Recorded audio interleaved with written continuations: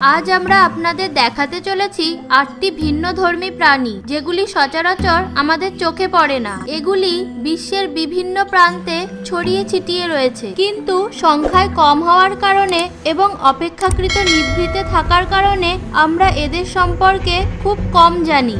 তাহলে চলুন আজকের পর্বে দেখে নেওয়া যাক অদ্ভুত ৮টি প্রাণী। Flying fish. আমরা সবাই জানি পাখি উড়তে পারে, কিন্তু মাছও যে উড়তে পারে এটা অনেকেই হয়তো জানেন না। এর নাম হলো ফ্লাইং ফিশ। তাই বলে এই মাছগুলো পাখির মতো চারিদিকে উড়ে বেড়াতে পারে না, কিন্তু তারপরেও এদের ওড়া দেখে কেউ অবাক না হয়েও পারে না। বিশ্বে ৬০ থেকে ৭০ প্রজাতির ফ্লাইং ফিশ রয়েছে। এদের প্রত্যেকেরই বড় বড় পাখা রয়েছে।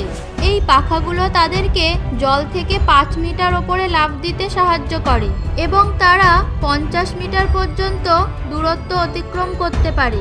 তারা কত দূর উড়ে যেতে পারে এটা অবশ্য নির্ভর করে আবহাওয়ার ওপর, কারণ এদের আকার অনেক ছোট।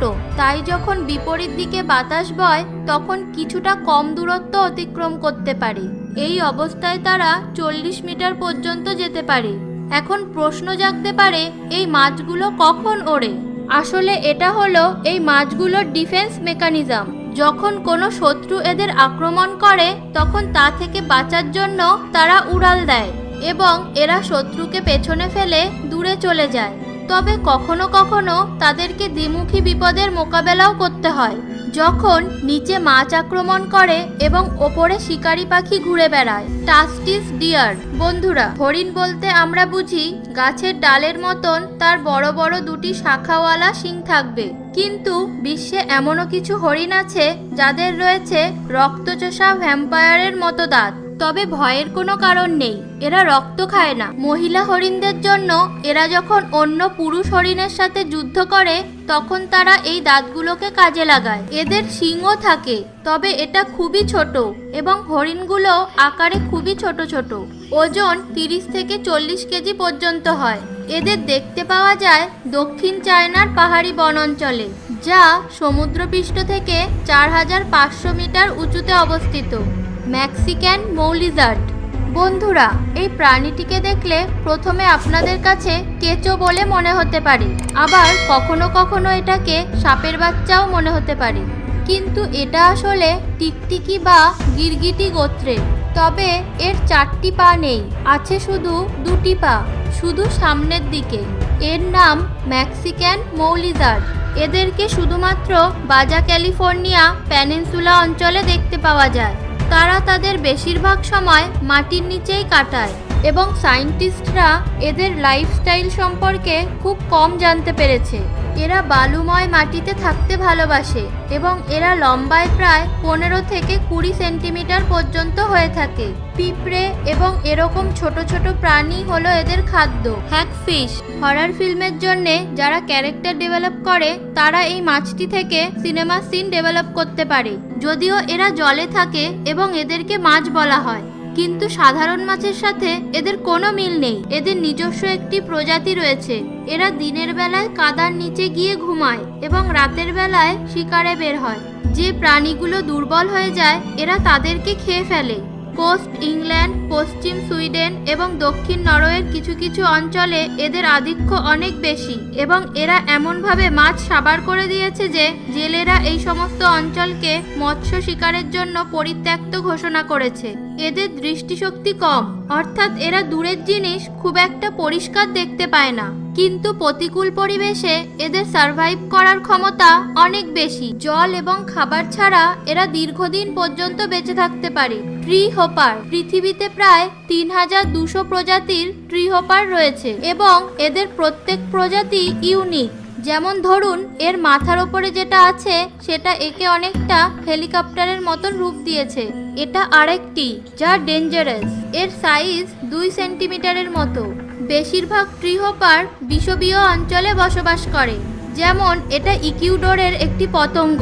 এরা খুব বেশি দূরে যায় না, আশেপাশে কয়েকটি গাছে বিচরণ করেই এরা তাদের জীবন পার করে দেয়।